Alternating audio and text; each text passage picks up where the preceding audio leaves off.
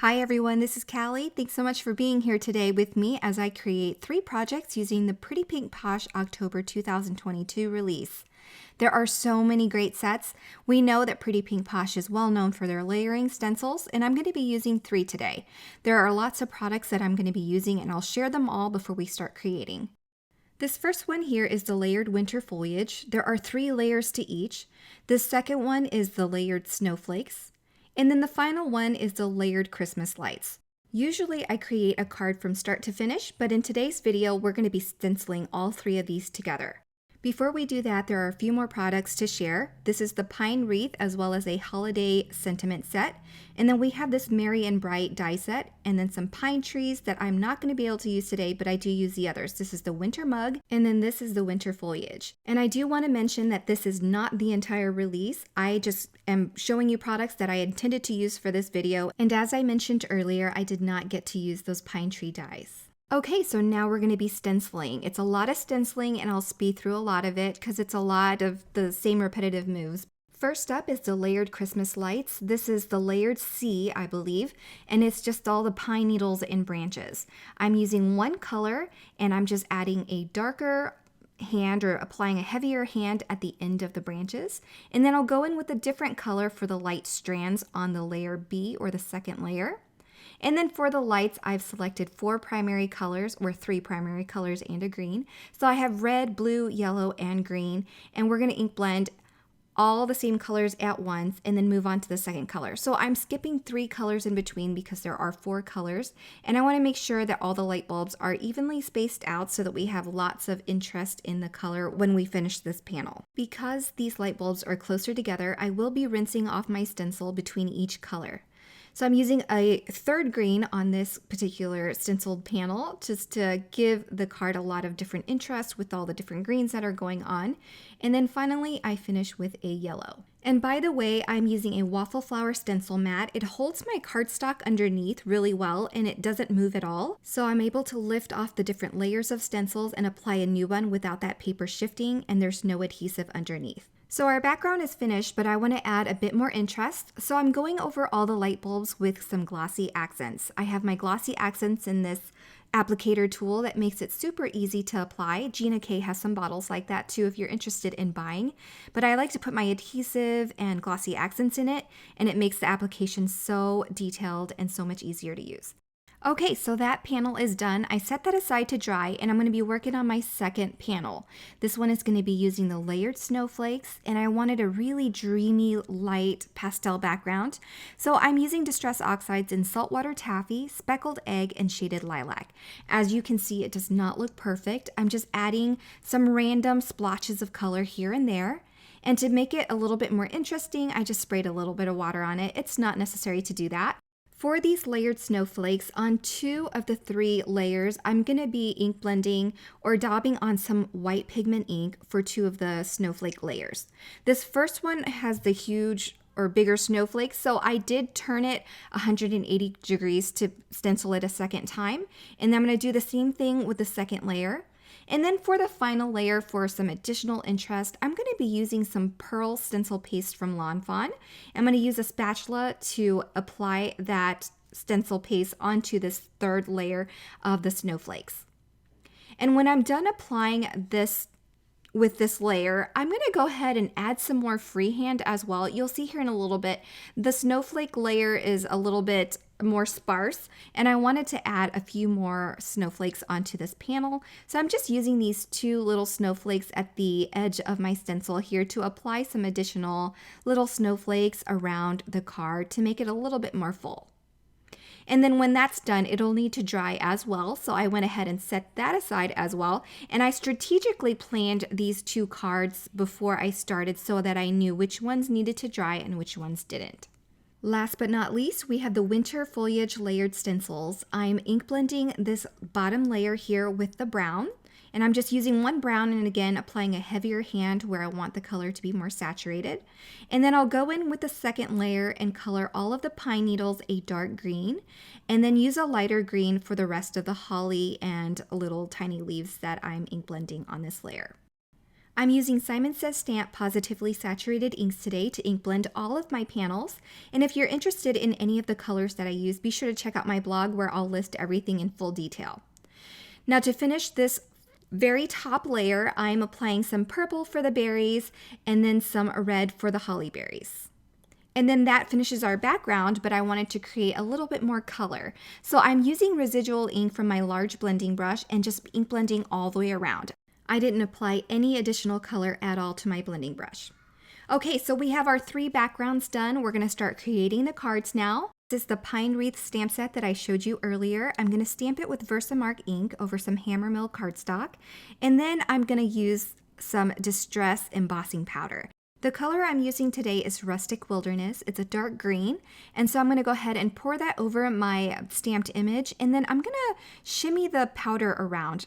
I like to do this with larger images and the smaller sentiments as well to make sure that that powder clings to that Versamark ink really well all around every edge that it can possibly attach itself to.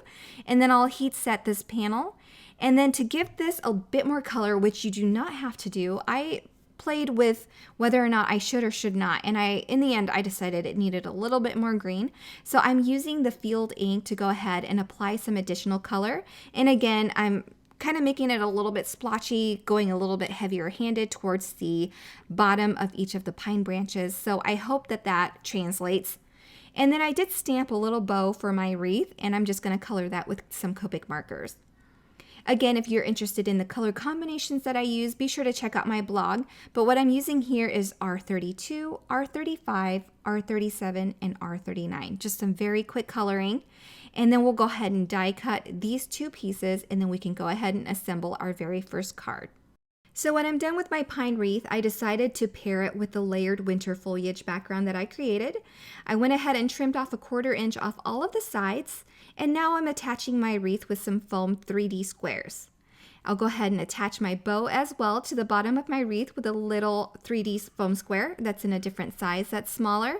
And then to make all of this a little bit more fun and interesting and textured, I'm going to be using the new ruby red pearls from Pretty Pink Posh to attach to my wreath. I'm going to be dabbing on a few dots of glue here and there, and then applying those little pearls all over the wreath.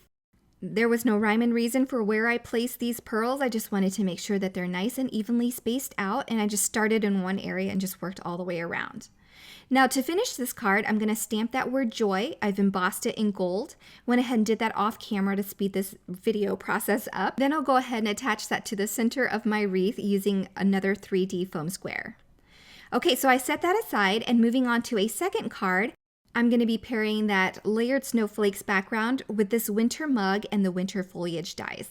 I'm going to use the mug and then a few flowers and sprigs from the winter foliage set. So I've die cut all of the pieces in different various colored cardstocks. Again, that'll be linked and specified on the blog as to what I'm using. And I'll ink blend my mug in pink, and then my cappuccino with some cappuccino ink, very appropriate. And then I'll add just a little bit of color on those 3 marshmallows that I die cut earlier. And then we'll also add some color to all of our foliage that I die cut as well. Now on the pine, I like to give it lots of interest, so I am applying some ink on the pine needles, and then I'm going to go in with a Copic marker. I'm using E33, and I'm just applying some streaks of brown onto the branch itself and going up towards the pine needle stems. So it just makes it a little bit more realistic, gives a little bit more color and a little bit more interest. When I'm done with that, I'll go ahead and work on my flowers. I'm guessing these are poinsettia, but I could be wrong. It's just my interpretation of it, so you can color these flowers any color you like. And to give it a little bit more of a 3D feel, I decided to go ahead and score some lines so that I can bend it to give it a little bit more texture. I've lined up that top point with the bottom recessed cut in the flower, and then I'm just gonna score it from the middle towards the outer edges of the petal, and then it creates these nice score lines that I can bend and manipulate the flower to get a little bit more shape out of it. So I did the same to my second flower, and I'm going to apply one on top of the other to create more petals on this one flower, and then I'll apply that smaller flower at the center as well to give it more interest and dimension. Okay, so now we can piece together the rest of our mug. I'm applying some adhesive to this little cocoa piece that's gonna apply itself to the cocoa mug, and then the marshmallows. And what's fun about this mug is it has a little slit there that you can tuck things into the mug to make it look a little bit more interesting. And later on, we'll go ahead and add a little candy cane in our cocoa mug as well. And that just makes it so much fun. All right, so for the candy cane, we have these little red pieces that we're gonna be applying to this white candy cane piece. And there are stitching lines on the candy cane between each of those red pieces, so it makes it a little bit easier to know where the placement should be. So as I mentioned, we're gonna tuck this little candy cane into our cocoa mug, and that just makes this mug so cute. And I'm gonna go ahead and flip that over and use some more 3D foam squares to go ahead and hold everything together and then apply that to our background. And then I'll apply my flower, and then I'll work on the foliage, just creating a spray around this floral image. I'm adhering these pine stems using some liquid adhesive and applying them to the mug if I can for some additional dimension. And then I'll work on these little holly leaves here, and I'm applying those with some foam squares to give them a little bit of dimension. And then I'm going to use the same ruby red pearls that I used earlier, and we're just going to give the hollies some berries.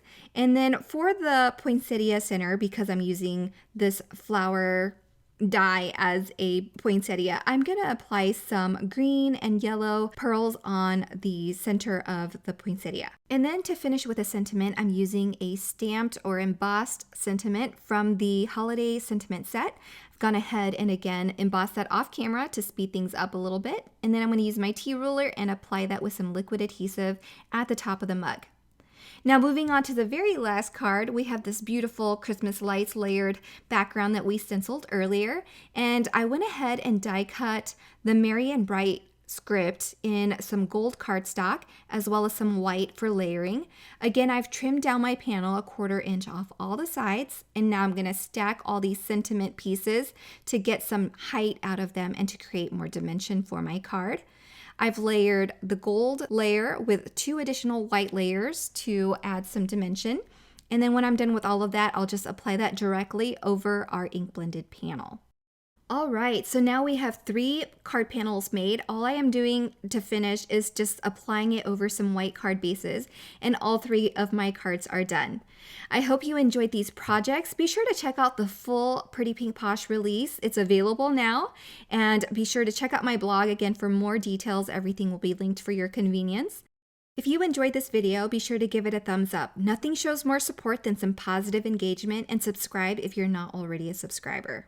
I'll be linking 2 more videos if you're interested in watching more. Otherwise, I hope you all have a wonderful day.